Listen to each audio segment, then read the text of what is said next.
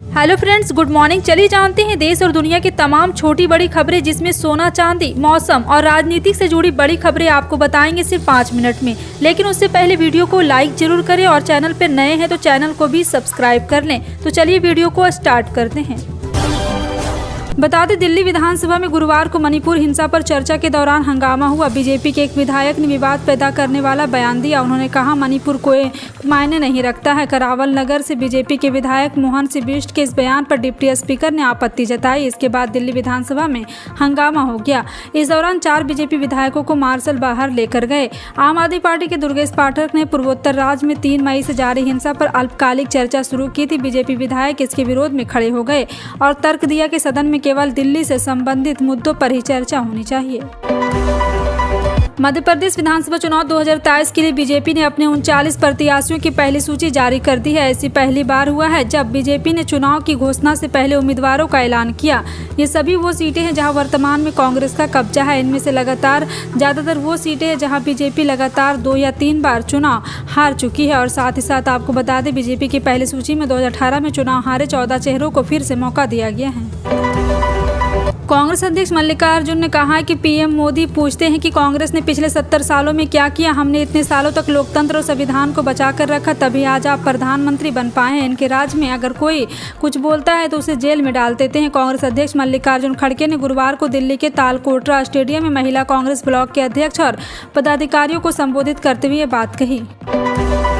नेपाल ने भारत से चावल की मांग की है। दरअसल अगले कुछ महीनों में त्यौहार का सीजन आने वाला है। ऐसे में इस दौरान खाने के सामान की कमी से बचने के लिए नेपाल ने ये मांग की। काठमांडू पोस्ट के मुताबिक नेपाल के कॉमर्स एंड सप्लाई मिनिस्ट्री के ज्वाइंट सेक्रेटरी रामचंद्र तिवारी ने बताया कि पिछले हफ्ते उन्होंने भारत से चावल, चीनी और धान उपलब्ध कराने की अपील की है।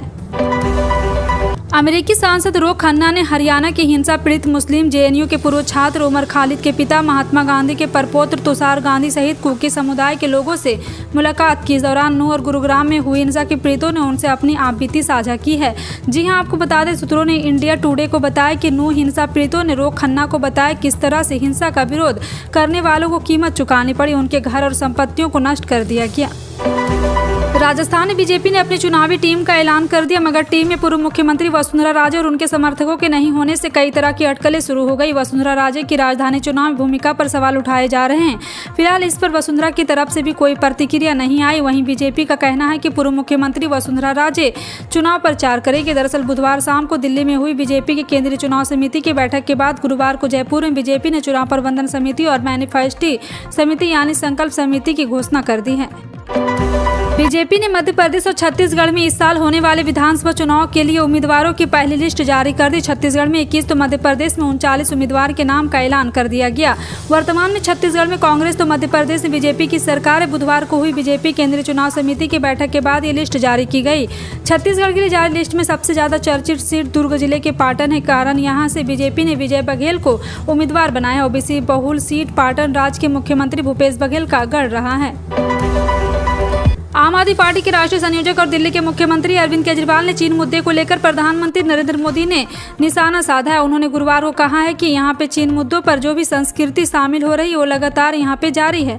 और आपको बता दें कि चीन मुद्दा आगे बढ़ता जा रहा है। और मुख्यमंत्री अरविंद केजरीवाल ने कहा, मुझे याद है कि अक्टूबर 2019 में चीन के राष्ट्रपति भारत आए थे। तमिलनाडु के महाबलेश्वर में पीएम मोदी और राष्ट्रपति शी जिनपिंग हाथ से हाथ मिलाकर मंदिर में घूम रहे थे। राष्ट्रवादी कांग्रेस पार्टी के चीफ शरद पवार ने गुरुवार को प्रधानमंत्री नरेंद्र मोदी पर उनके स्वतंत्रता दिवस पर दिए गए भाषण को लेकर निशाना साधा। उन्होंने इस दौरान महाराष्ट्र के डिप्टी सीएम देवेंद्र फडणवीस पर भी तंज कसा। महाराष्ट्र के बीड कस्बे में सभा को संबोधित करते हुए पूर्व सीएम शरद पवार ने कहा है कि यहाँ पे महाराष्ट्र के डिप्टी सीएम देवेंद्र फडणवीस के नक्शे कदम पर चलते हुए पीएम मोदी ने स्वतंत्रता दिवस के अपने भाषण में पुनः वापस आने की बात की। मध्य प्रदेश में साल 2023 के विधानसभा चुनाव जीतने के लिए बीजेपी ने तैयारियां तेज कर दी है। पार्टी ने इसके लिए एक नया प्लान भी तैयार कर लिया। इसके तहत 4 राज्यों के विधायकों को मध्य प्रदेश में भेजा जाएगा। वास्तविकता जांचने का काम भी सौंपा गया। बीजेपी ने 230 विधायकों की सूची तैयार कर ली। ये विधायक उत्तर प्रदेश, बिहार, गुजरात और महाराष्ट्र से हैं। मिजोरम बमबारी मामले को लेकर बीजेपी नेता अमित मालवीय और कांग्रेस नेता सचिन पायलट के बीच सोशल मीडिया पर हुई बहस में बुधवार को राजस्थान के मुख्यमंत्री अशोक गहलोत भी शामिल हो गए।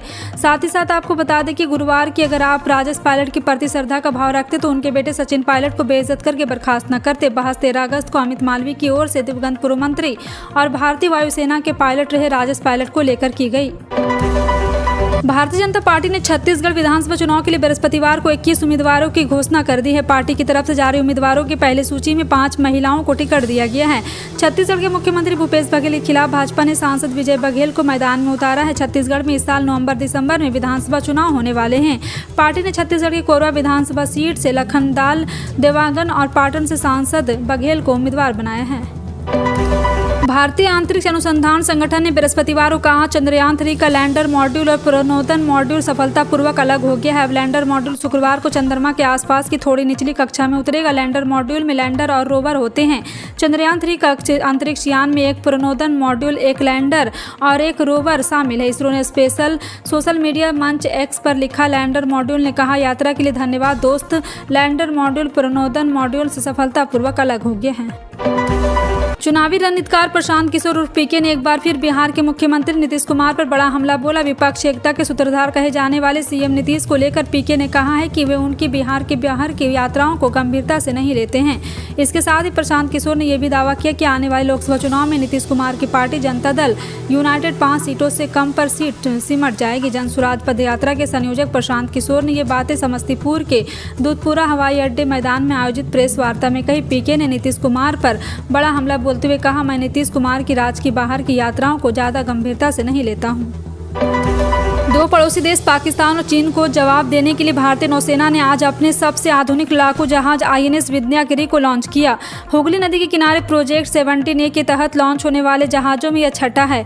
नौसेना की ताकत में इजाफा करने वाले इस जहाज को भारत में ही बनाया गया। कोलकाता में इस जंगी जहाज को लॉन्च करने के दौरान राष्ट्रपति द्रौपदी मुर्मू ने इसे भारत की समुद्री क्षमताओं को बढ़ाने की दिशा में एक कदम करार दिया। कर्नाटक के पर्वत श्रृंखला के नाम पर रखे गए इस युद्धपोत की विशेषताएं जान चीन पाक भी चौंक जाएंगे। राजधानी दिल्ली के मुख्यमंत्री अरविंद केजरीवाल ने विधानसभा में बीजेपी और पीएम मोदी पर जमकर हमला बोला। सीएम केजरीवाल ने गुरुवार को प्रधानमंत्री नरेंद्र मोदी पर मणिपुर में जातीय हिंसा पर चुप रहने का आरोप लगाया। उन्होंने कहा, प्रधानमंत्री कम से कम वो शांति की अपील कर सकते थे। दिल्ली विधानसभा में सीएम केजरीवाल ने कहा कि जब भी देश में संकट की स्थिति आती है तो प्रधानमंत्री मोदी चुप्पी साध लेते हैं। केजरीवाल ने आरोप लगाया कि प्रधानमंत्री पिता तुल्य हैं। उन्होंने मणिपुर की बेटियों में मुंह तोड़ लिया है और आप अपने कमरे में बैठे पूरा देश प्रधानमंत्री की चुप्पी का कारण पूछ रहा है। यह पहली बार नहीं कि वह चुप है। जब भी पिछले 9 वर्षों में संकट की स्थिति आई, प्रधानमंत्री चुप्पी साध रहे हैं। अगर आप भी हवाई सफर करने का प्लान बना रहे हैं तो आपके लिए अच्छी खबर है। स्पाइस जेट के बाद अब टाटा ग्रुप की एयरलाइन एयर इंडिया आपके लिए खास ऑफर लेकर आई, जिसमें आप सस्ते में टिकट बुकिंग करा सकते हैं। एयर इंडिया की तरफ से एक खास ऑफर निकाला गया है जिसमें आपको टिकट बुकिंग पर 30% की छूट मिल जाएगी और कंपनी ने इस बारे में ट्वीट करके जानकारी दी है। हरियाणा के नूंह जिले में 31 जुलाई को हुई सांप्रदायिक झड़पों के सिलसिले से गिरफ्तार गौरक्षक बिट्टू बजरंगी को गुरुवार को नूंह की एक अदालत ने 14 दिनों की न्यायिक हिरासत में भेज दिया। इस बीच नूंह पुलिस के एक प्रवक्ता ने बताया कि पुलिस ने उसके पास से 8 तलवारें बरामद की है और सहायक पुलिस ने यह भी कहा है कि यहां पे अधिरक्षक कुंडू की शिकायत के आधार पर नूंह के सदर पुलिस स्टेशन में एक नई प्राथमिकी दर्ज होने के बाद कुमार बिट्टू बजरंगी को मंगलवार फरीदाबाद से गिरफ्तार किया गया था। बिहार के मुख्यमंत्री नीतीश कुमार ने 2 दिवसीय दिल्ली दौरे को लेकर तमाम अटकलों पर विराम लगा दिया है। बता दें, बुधवार को नीतीश कुमार ने दिल्ली में अटल समाधि स्थल पर जाकर उन्होंने पूर्व प्रधानमंत्री अटल बिहारी वाजपेयी पुण्यतिथि पर श्रद्धांजलि अर्पित की। इसके बाद उन्होंने एनडीए नेताओं के बातचीत के कयास लगाए जा रहे थे, लेकिन पटना पहुंचने पर सीएम नीतीश कुमार ने पत्रकारों से बातचीत में कहा कि मैंने दिल्ली में पूर्व प्रधानमंत्री अटल बिहारी वाजपेयी को उनकी पुण्यतिथि पर श्रद्धांजलि अर्पित की और इसके अलावा मेरी किसी और से कोई बात नहीं हुई। मैं सीमित समय के लिए दिल्ली गया था। एनडीए गठबंधन पर दिल्ली करते हुए नीतीश कुमार ने कहा कि जब से इंडिया गठबंधन बना है उसके बाद से ही एनडीए की मीटिंग में होने लगी है। देश के विभिन्न हिस्सों में एक बार फिर से आज से बारिश का नया दौर शुरू हो गया। मौसम विभाग ने बताया, पूर्वी और मध्य प्रदेश में आज से 19 अगस्त तक, नॉर्थ ईस्ट इंडिया में 17 से 21 अगस्त यानी कि अगले 5 दिनों तक मूसलाधार बारिश होने वाली है। देश के बाकी हिस्सों में अगले 4 से 5 दिनों तक बारिश की गतिविधियां कम होने के आसार है। यूपी की बात करें तो आज कल 21 अगस्त को पूर्वी यूपी में झमाझम बारिश होने वाली है। भारतीय सराफा बाजार में 17 अगस्त 2023 को सोना एवं चांदी सस्ता हुआ। सोने का भाव 59,000 रुपये प्रति 10 ग्राम से नीचे, वहीं चांदी की कीमत 70,000 रुपये प्रति किलो से कम है। राष्ट्रीय स्तर पर 999 शुद्धता वाले 24 कैरेट के 10 ग्राम सोने का भाव 58,476 रुपये है और जबकि 999 शुद्धता वाली चांदी का भाव 69,840 रुपये है। India Boolean and jewellers association के अनुसार बुधवार की शाम को 24 कैरेट के शुद्धता वाले 58,836 रुपये प्रति 10 ग्राम था, जो आज सुबह 58,476 रुपये पर आ गया। इसी प्रकार शुद्धता के आधार पर सोना चांदी सस्ता हुआ है।